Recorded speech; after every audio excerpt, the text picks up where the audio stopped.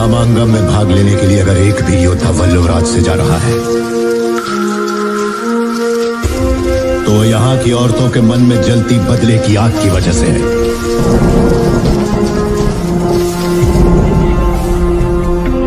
ऐसी ही वीरांगनाओं की कोख से मैंने और तुम्हें जन्म लिया है।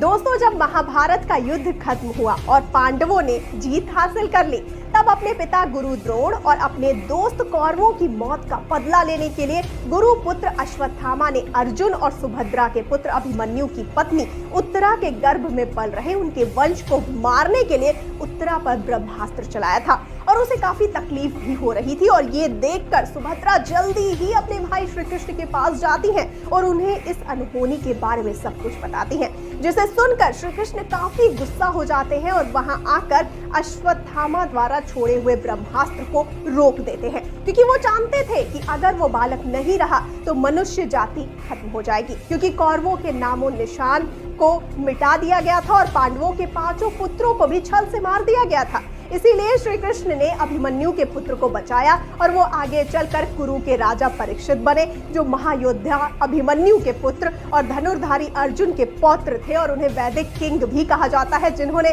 मिडिल वैदिक पीरियड पर राज किया था। दोस्तों, महान राजा परीक्षित को अथर्ववेद के एक महान कुरु राजा के रूप में स्थान दिया गया है, जिनके शासन में दूध और शहद की धारा बहती थी और सब लोग उनके राज्य में बहुत खुश रहा करते थे।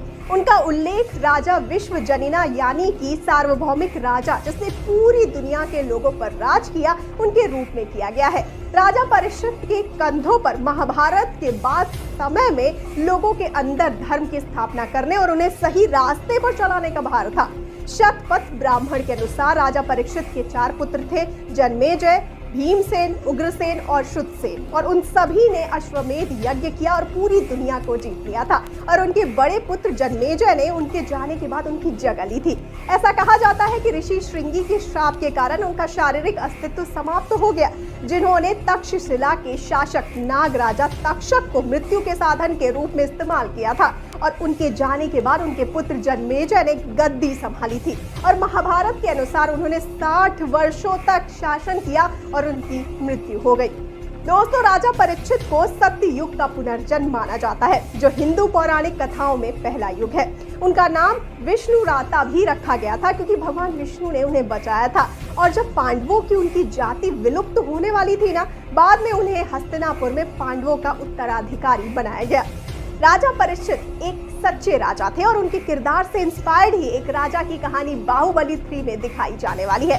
तो क्या लगता है आपको, कैसी होगी ये फिल्म और इसकी कहानी? हमें कमेंट सेक्शन में अपनी राय जरूर बताइए। और जाते जाते इस वाली वीडियो को कर दीजिए लाइक और शेयर और चैनल को सब्सक्राइब करना बिल्कुल ना भूलिए। और मुझे यानी श्रुति को दीजिए इजाजत। नमस्कार।